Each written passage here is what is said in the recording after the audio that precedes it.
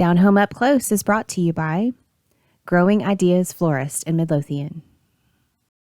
Hi, and welcome back to Becky's Kitchen. I'm Amy Troll with Ellis Down Home, and today we are going to be making meatloaf, and it's a special recipe that Becky is going to tell us about. So, good morning. I had the chance to go to Savannah a couple of weeks ago because my husband used to live there, and he just kept raving about this place called Mrs. Wilkes Boarding House. And it truly was a boarding house to begin with. And you would stand in line starting at 10:30, and at 11 she would ring a bell, and you could go in. You had to sit family style, and then she would say grace, and they would do the Pledge of Allegiance, and then they would start bringing in just platters of food. And it was just family style, and he just raved about it. And I thought, well, how can they do that in the pandemic? You know, sitting with strangers and eating out of the same bowl probably wouldn't work. And so we went there, and there was a line, just like it had been when he was there, but the tables are outside, and they're just individual, beautiful tables under the beautiful trees, and you go up to one of the relatives that's running it now, and you could choose meatloaf or fried chicken, and you could choose 3 sides. And then they would call your name when it was ready, and so that's what we were doing. But in the meantime, when you went in to pay, before you got your food, my husband was talking to the guy that was the grandson or something, and he remembers the baseball games when Bob was there, and so they started talking, and they had a great time. And now he's coming back, we're sitting down, we're waiting, and when it was our turn, they called us up there, and Bob came back with this box that had meatloaf and fried chicken and 18 little things. They gave us one of every side. Oh, fun. One of every side.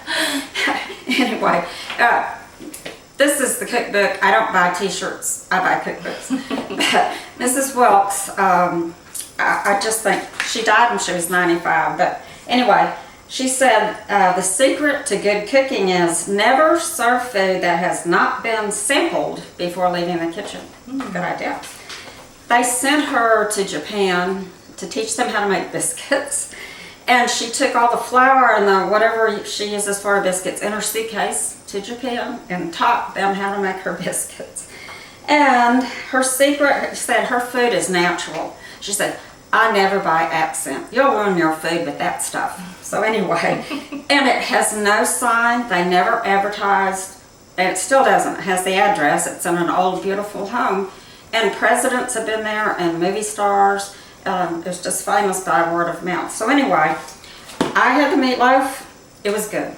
So I couldn't wait to look and see the recipe. And it has cornflakes in it. I've never heard of that, but it does. And cream of mushroom soup and the meat. But I couldn't buy anything but just giant boxes of cornflakes. But after looking through other recipes in our cookbook, it's not a problem because she uses cornflakes and cream of mushroom soup in quite a few of the dishes in this cookbook. All right, so.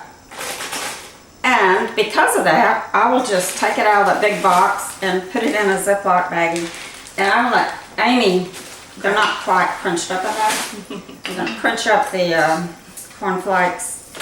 And while she's doing that, here, let me hit the bowl. So I'm going to be putting in 2 eggs.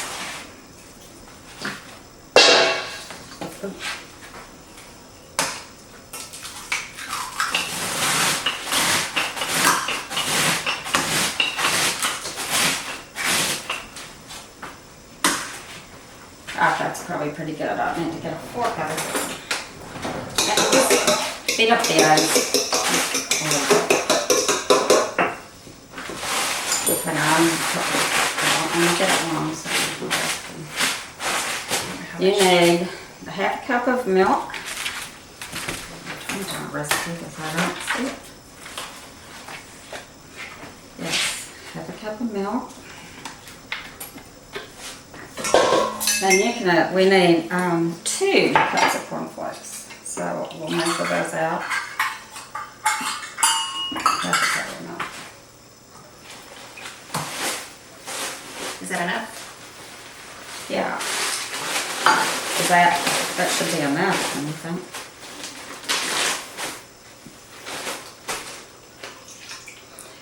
And it has a fourth a cup of chopped onions and a fourth a cup of green peppers.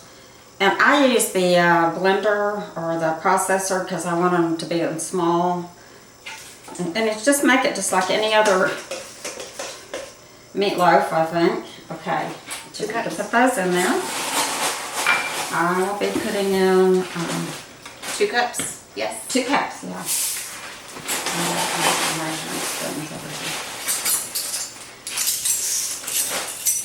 Tablespoon of mustard. Mustard. You know, most meatloafs have a tomato. This one does not. Okay. And I've never heard of a meatloaf that has soy sauce. I haven't either. It did call for salt, but if I'm using soy sauce, I am not going to put salt. I can always add salt later, but I've learned my lesson. It's better to put a little less salt and then fix it later than it is.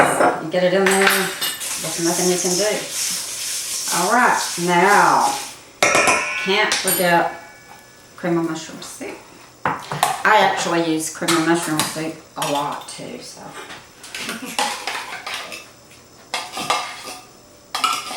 You know, just think about it. When she was starting, it was in the 40s. It was during the war. They didn't have microwaves and any of that stuff like we have now. But they did have cream of mushroom soup and cornflakes. So, there you go. And cooking for so many people, you know, you'd have to think of things that were relatively inexpensive to use. She got that job during the war to find a place for them, she and her husband to live. And she was the cook.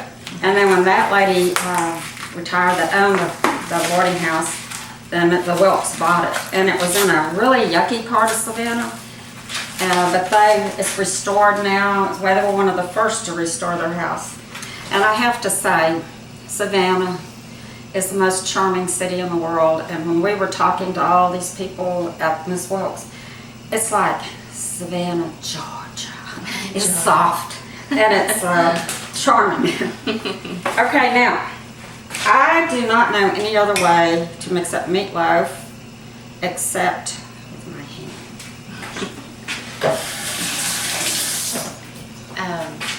I'm not taking my rings off because I was using my hands to make some cookies. And when I finished the cookies, I was missing one of my rings.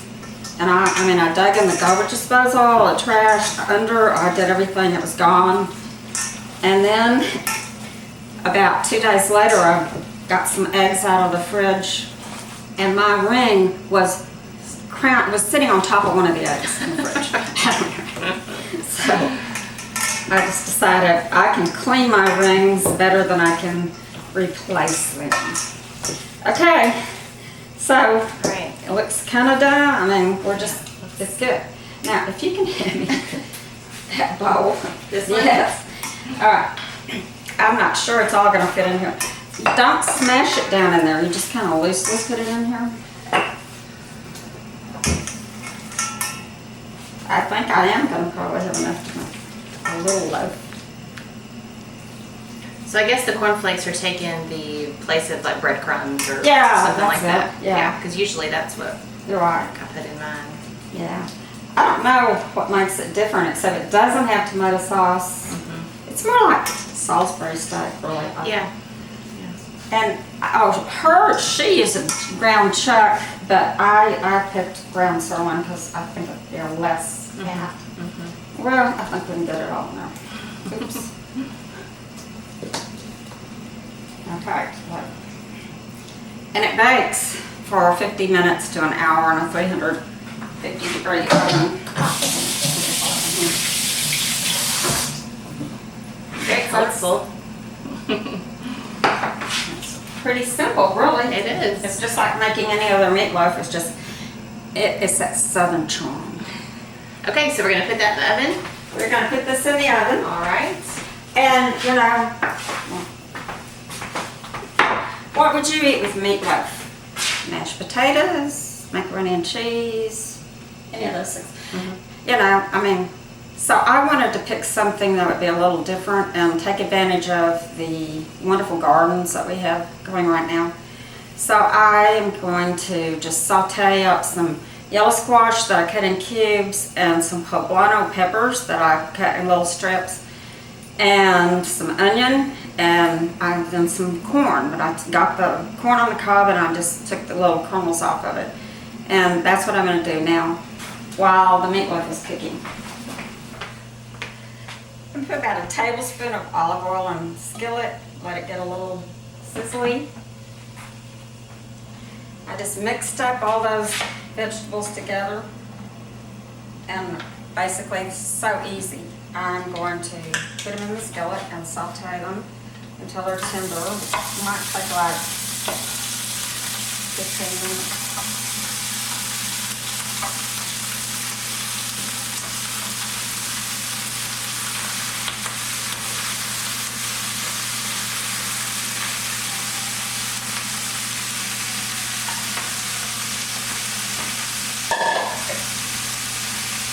I'm going to just put a little bit of paprika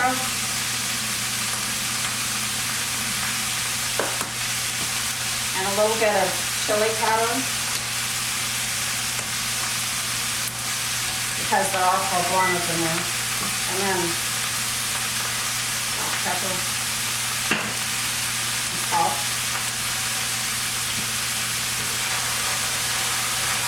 I have it on high, but I'm going to turn the heat down in just a minute.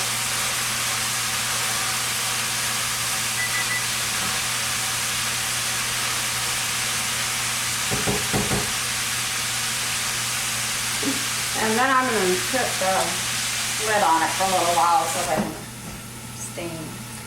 And while they're cooking, I'm going to make some gravy for the meatloaf. And I couldn't find the recipe for gravy for the meatloaf, so cream of mushroom soup always works. Packaged gravy, so that's what I'm going to do. I want to make the gravy just like the package says. It's gravy, mix plus 1 cup of water. And let it get warm.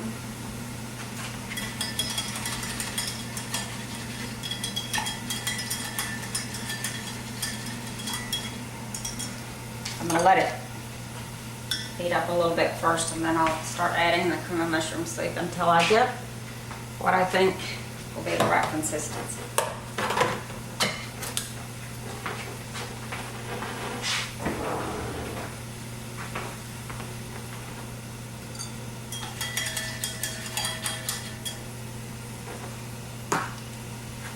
I can eat food without gravy, but my husband can't.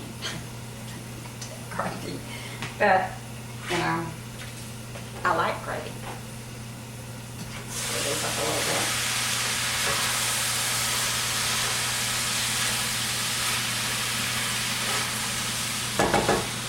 Now's the perfect time to do this because gardens are starting to produce their goods, and a lot of people grow squash, and I have poblano pepper in my garden, and I learned something. If you pick it when it's green, it's a poblano pepper, and if you wait till it turns red, it's some other kind of pepper, but poblanos aren't really hot, but when it turns red, it turns hot, so I use poblanos a lot. Okay, let me see here.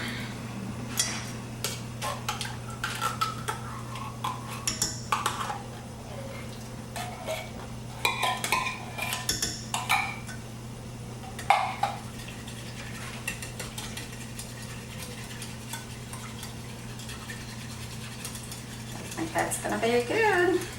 After the veggies get tender, which doesn't take that long because you don't want them soggy and mushy, I add some butter.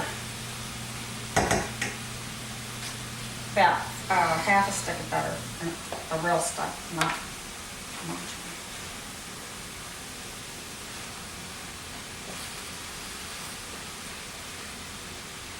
A little bit longer.